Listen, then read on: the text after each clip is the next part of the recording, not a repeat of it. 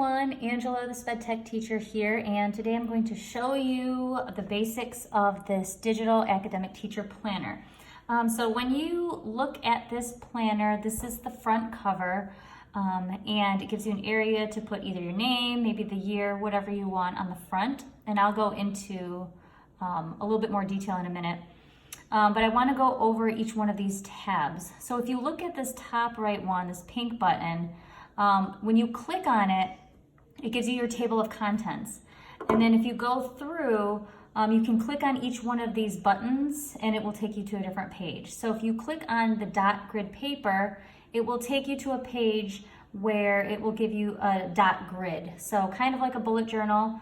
If you zoom in, you can see a little bit. So if you prefer to write on this type of paper, you can make a copy of this page and then paste it into the section that you want.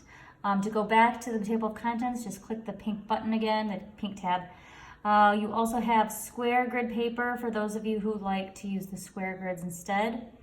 Lined paper, just as it says, lined. Blank paper for those of you who don't want anything, just want a blank page.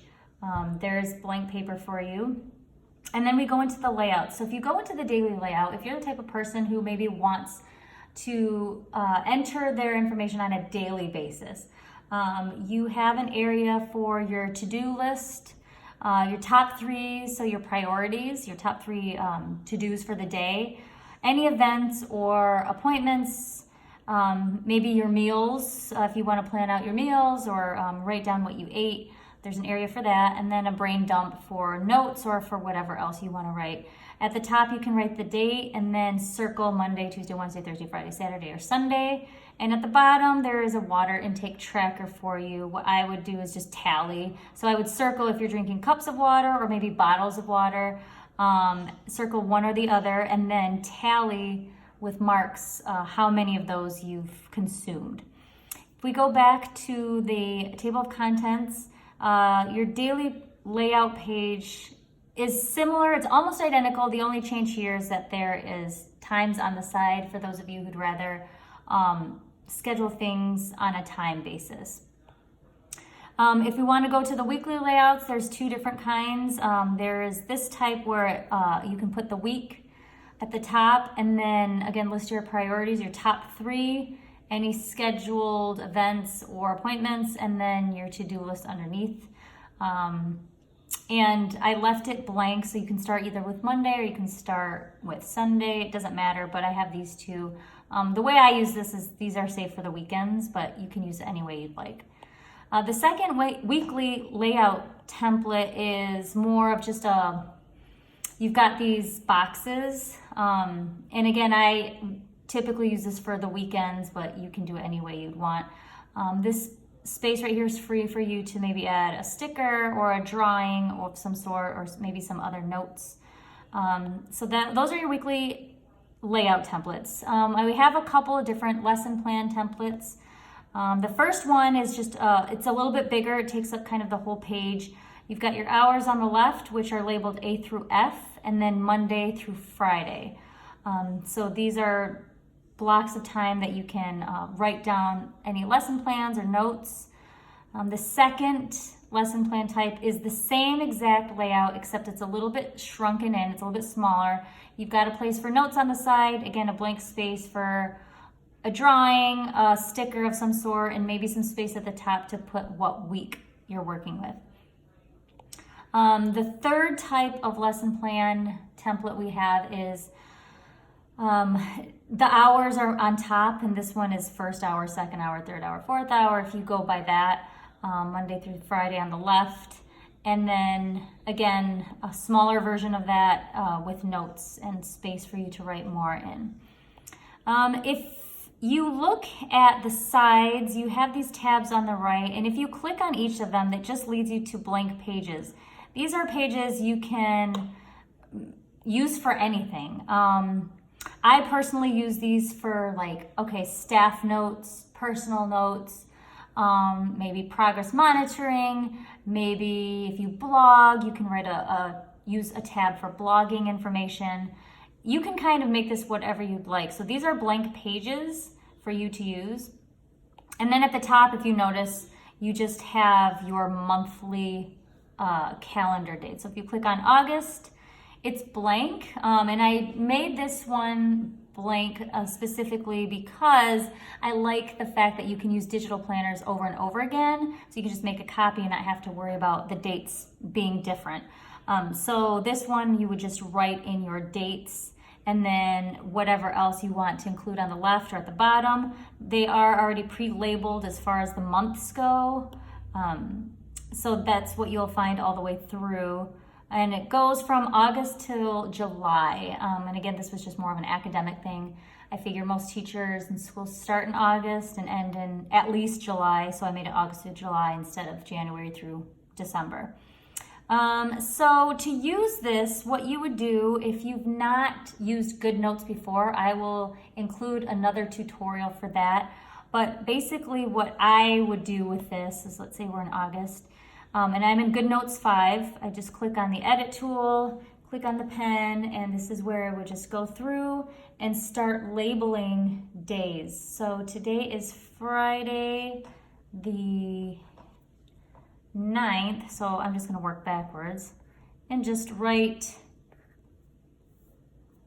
my dates in for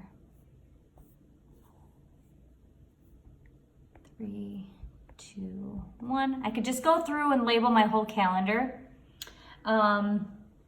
And I can do that in different colors if I wanted to. And let's say, for example, I know that this last week is going to be staff PD.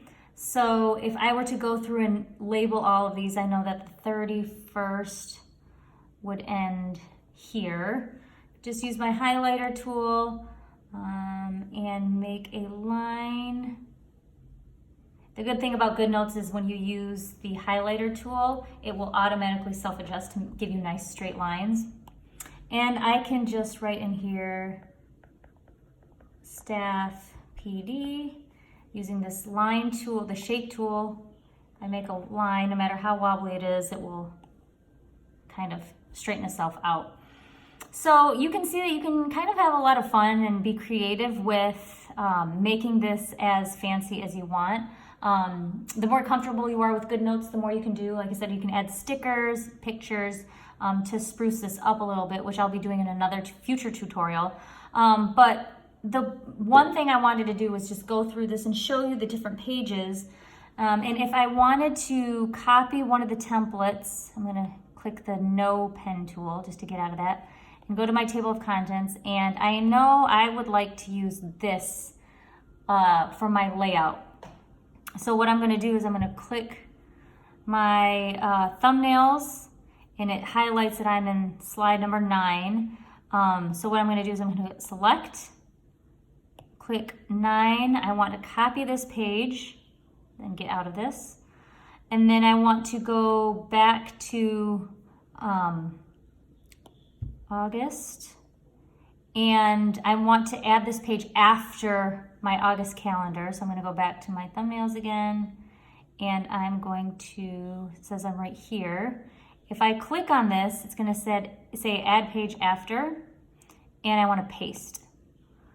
So now it's there. So when I close out of this, I go to my August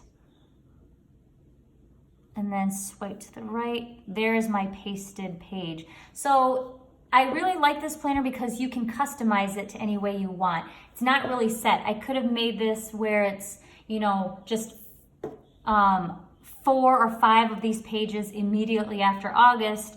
But then again, it takes away from what you want to do with it. Then you're stuck with this template.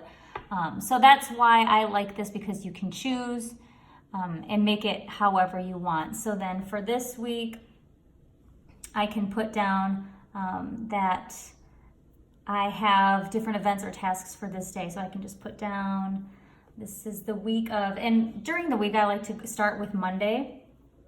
So let's see, what is today? Thursday or Friday the 9th. I can just put 8, 9. Whoops, I'm still in the shape tool. That's why it's giving me that wonky look. Click out of it and go back to my pen tool. 8, 9, 8, 8, 8, 7, 6, 8, 5. Okay. So I can also just put my dates however I want, customize this however I want. But if I want to add in my different things, I can do that. So I would just put week of August 5th to August 11th.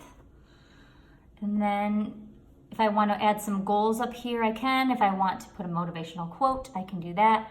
But then when I'm done, I just click this pen, the no pen tool, just so it saves, and then I am good to go. So that is it in a nutshell. As far as these side tabs go, the one thing you need to remember, which is kind of a pain, but let's say I want to name this, I want to label this like staff notes. And of course I would make this a little bit neater, but I'm just kind of showing you. Let's say I label all of these. What you're going to want to do when you have them all is you want to use your lasso tool to kind of highlight or lasso all of them. Whoops, I just moved it over. I wasn't supposed to do that. But you kind of lasso the whole thing, and then you tap it and hit copy, and then you click out of the pen tool, go to your next page. You can hold down and paste, and then they're there. You just have to realign it. Unfortunately, you have to do that with every single page. That's why I highly recommend you figure out what you want your tabs to be first, and then label one page, and then just lasso the whole thing, copy and paste, the rest of your pages. It really doesn't take that long. It's a little bit of a pain, but once you have it, you have it.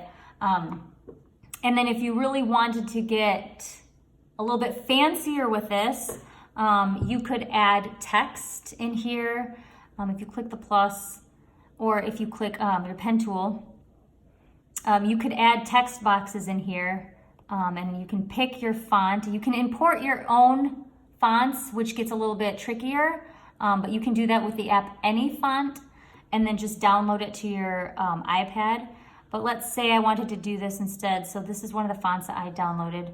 And then if I add a text box here, I can just tap and then type in PD notes. Then what I can do with this is I can resize it, make it bigger, smaller. I could turn it on its side and use this as a label, which is typically what I do. I use the text tool for this. And the good thing about GoodNotes 5 is that you can customize your fonts, whereas in GoodNotes 4, you could not do that.